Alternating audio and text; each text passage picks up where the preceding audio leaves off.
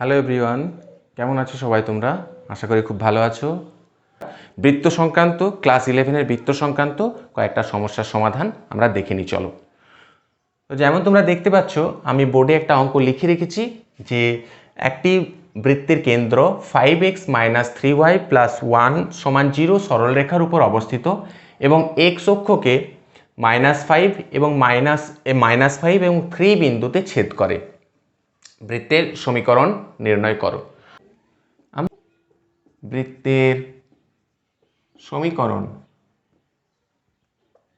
x² + y² + 2gx + 2fy + c = 0।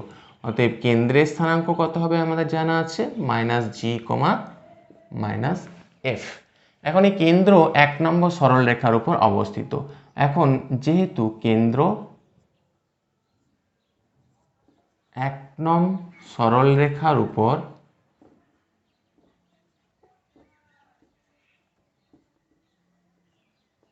অবস্থিত, অতএব আমরা কি পাবো এখান থেকে? না, এই বিন্দুটা 1 নম্বর সরলরেখার সমীকরণকে সিদ্ধ করবে, অর্থাৎ -5g + 2f = -1 পাবো আমরা। এটা 2 নাম্বার দিলাম। আরও লক্ষণীয় বিষয় যে বৃত্ত আমার -5,0 এবং 3,0 -5,0 এবং 3,0 বিন্দুগামী, অর্থাৎ বৃত্তের সমীকরণ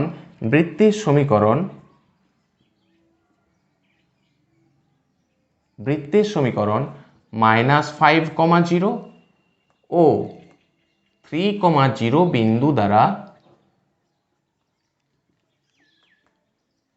সিদ্ধ হয়। অতএব তারা সিদ্ধ করালে আমরা কি পাবো? বৃত্তের সমীকরণকে দেখো, -5 যদি আমরা সিদ্ধ করাই তাহলে এটা পাবো 25, এটা 0 পাবো আমরা, এটা পাবো তোমার -10g, এটা 0 + c = 0। দ্যাট মিনস আমরা পাচ্ছি এখান থেকে যে -10g + c = -25। এটা আমরা দিচ্ছি 3 নাম্বার। এবং আমরা 3,0 যদি সিদ্ধ করাই, 3,0 সিদ্ধ করলে 9, 3 মানে 9, এটা 0 হয়ে যাবে। 3 এটা হচ্ছে +6g আর এটাও 0 + c = 0। দেখো 3,3 9, এটা 0 হয়ে যাবে। এটা হচ্ছে 3 2 6, 3 2 6, 6g, এটা yটা 0। তার মানে আমরা পাচ্ছি এখানে যে 6g + c = -9। এটা 4 নাম্বার দিলাম। এখন 3 নাম্বার সমীকরণ এবং 4 নাম্বার সমীকরণ দেখো,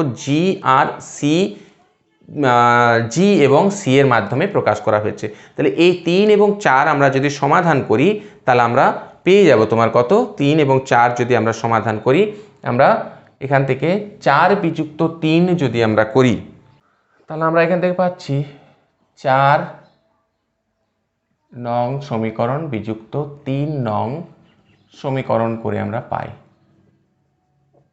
কি পাবো আমরা?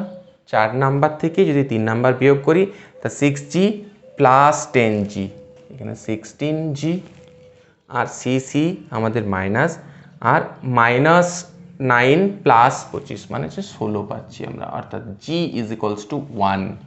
তাহলে অতএব আমরা কত পাচ্ছি?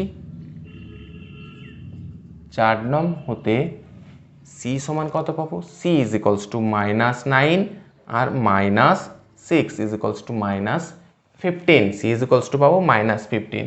এখন 2 নাম্বারে যদি আমরা মান বসাই, 2 নাম্বার হতে আমরা কত পাবো? দেখো, 2 নাম্বার হতে g এর যদি মান বসাই, 2 নাম্বার হতে g এর যদি মান বসাই তাহলে 2f = -1 + 5 = 4। তাহলে f পাচ্ছি 2। আমরা f পেয়ে গেলাম 2। এখন আমাদের লক্ষ্য করো, অতএব বৃত্তের সমীকরণ আমরা কি পাবো?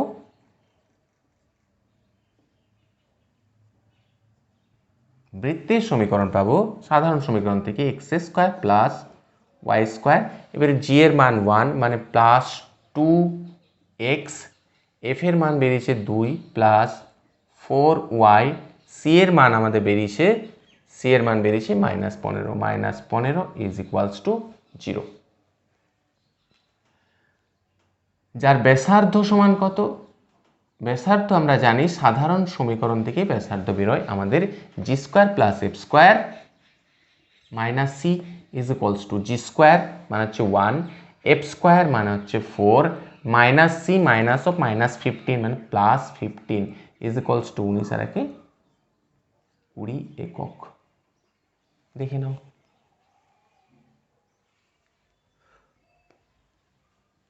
চলো আমরা পরের অঙ্কটা, এখানে লক্ষ্য করো আমাদের পরবর্তী অঙ্ক আমি বোর্ডে লিখে নিয়েছি। এখানে যদি আমি একবার পড়ে দিই তোমাদেরকে, যে একটি বৃত্তের সমীকরণ নির্ণয় করো যা 4,2 বিন্দুগামী এবং উভয় স্থানাঙ্ক অক্ষকে স্পর্শ করে। লক্ষ্য করো আমরা যে বৃত্তের কয়েকটা বিশেষ ধরনের আকার আমরা দেখেছিলাম, তাদের মধ্যে কিন্তু এটা অন্যতম দেওয়া আছে, উভয় স্থানাঙ্ক অক্ষকে স্পর্শ করে। তা যখন এই শর্তে কোনো একটা বৃত্ত আমরা অঙ্কন করি, যখন উভয় স্থানাঙ্ক অক্ষকে যখন কোনো একটা বৃত্ত স্পর্শ করে, তখন কিন্তু যখন উভয় স্থানাঙ্ক অক্ষকে যখন কোনো একটা বৃত্ত যদি স্পর্শ করে, তাহলে আমরা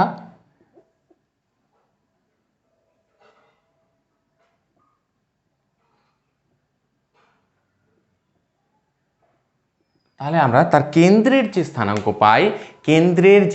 পাই, সেটা আলফা কমা আলফা, অর্থাৎ কেন্দ্রের স্থানাঙ্কের এক্স স্থানাঙ্কের মান এবং ওয়াই স্থানাঙ্কের মান দুটোই সমান এবং দুটোই হয় ব্যাসার্ধের সাংখ্যমানের সঙ্গে সমান। দুটোই ব্যাসার্ধ সাংখ্যমানের সঙ্গে। ধরে নিতে পারি যে, মনে করি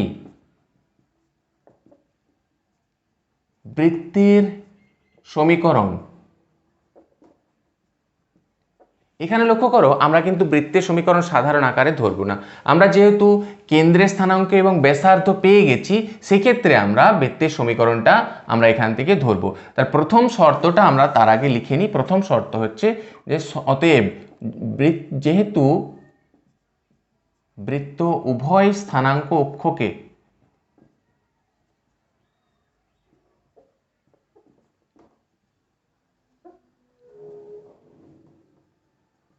স্পর্শ করে, এখানে আমরা ধরে নিচ্ছি যে স্পর্শটা প্রথম কোয়াড্রেন্টে, ফার্স্ট কোয়াড্রেন্টে স্পর্শটা করছে।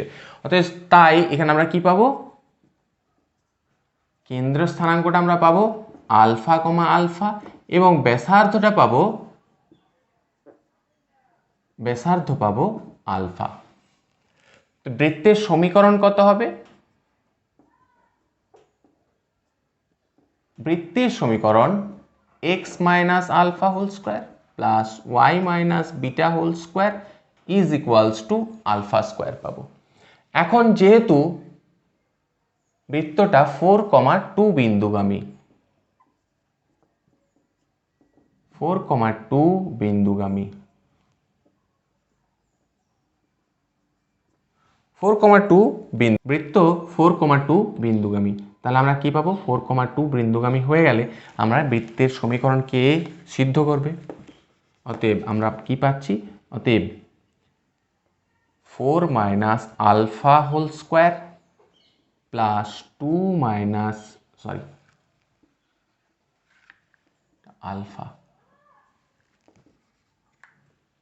Alpha whole square is equals to alpha square. এখন আমরা যদি এটা এক্সপ্যান্ড করি, 16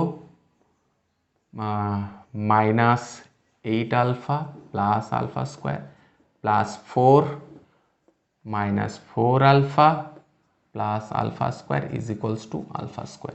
তাহলে একটা আলফা স্কোয়ার কেটে যাবে, আমাদের এখানে যেটা পড়ে থাকবে সেটা পাবো আমরা আলফা স্কোয়ার মাইনাস 12 আলফা আর প্লাস 20 ইজ ইকুয়ালস টু 0। তাহলে আমরা যদি এখান থেকে উৎপাদক বিশ্লেষণ, এরপর যদি আমরা এর উৎপাদক বিশ্লেষণ করি, তাহলে আমরা পাবো alpha square minus 10 alpha minus 2 alpha plus 20 is equals to 0। Alpha common করো, আলফা মাইনাস 10 মাইনাস 2 কমন করো, alpha minus 10 is equals to 0। তাহলে আলফা মাইনাস 10 আর হচ্ছে alpha minus 2 is equals to 0। তাহলে এখান থেকে যে আলফার মান পাবে সে আলফা সমান 10 বা আলফা সমান 2। তো বৃত্তের সমীকরণ আমরা কত পেয়ে যাচ্ছি? বৃত্তের সমীকরণ এখান থেকে যদি আমরা 1 নম্বরে বসাই, তো বৃত্তের সমীকরণ আমরা পেয়ে যাব, বৃত্তের সমীকরণ আমরা পাবো x minus 2 whole square plus y minus 2 whole square is equals to 2 square মানে 4, বা x minus 10 whole square plus y minus 10 whole square is equals to 100। এগুলো আমরা পেয়ে যাবো বৃত্তের সমীকরণ। এখানে তোমরা যদি পরের অঙ্ক দেখো, পরের অঙ্কটা আছে দেখো, x square plus y square minus 6x minus 2y plus 6 সমান 0 বৃত্তের উপর অবস্থিত ও অক্ষ দুটি থেকে সমদূরবর্তী বিন্দুর স্থানাঙ্ক নির্ণয় করো। অর্থাৎ যে বিন্দুটার স্থানাঙ্ক তোমাকে এখানে বের করতে হবে সেটা এই বৃত্তের উপর অবস্থিত এবং বিন্দুটা এক্স অক্ষ এবং ওয়াই অক্ষ থেকে সমান দূরত্বে অবস্থিত।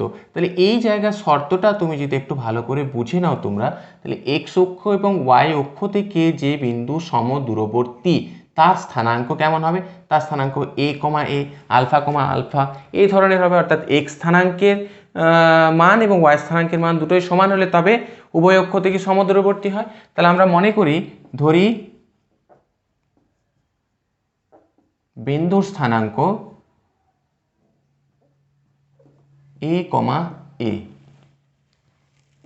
ইহা প্রদত্ত বৃত্তের উপর অবস্থিত। তাই বৃত্তের সমীকরণকে সিদ্ধ করবে।